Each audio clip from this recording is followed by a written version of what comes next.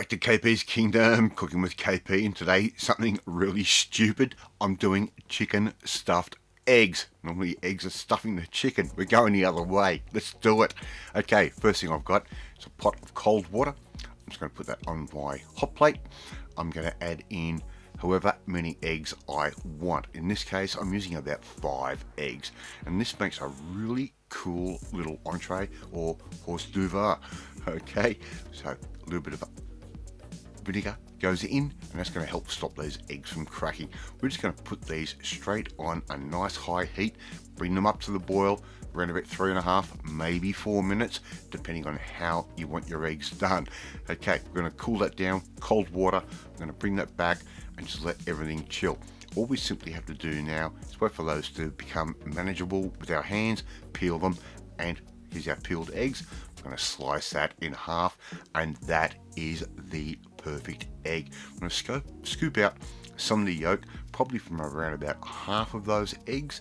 We don't need a lot of yolk in there, but the yolk actually works as a really nice emulsifier.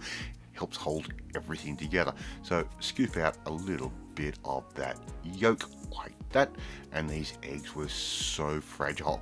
So with my hands and with my multiple sclerosis, how I didn't break more of the eggs, I only broke the one.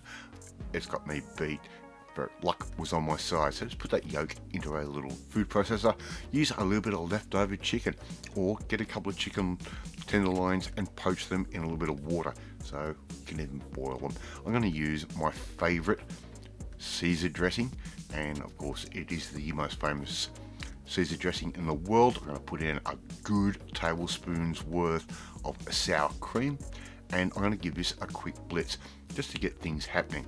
So I'm just going to put that in the food processor, give it a little bit of a hit like that, and that's going to sort of whip up all those beautiful egg yolks. I'm going to add in a little bit of freshly ground black pepper.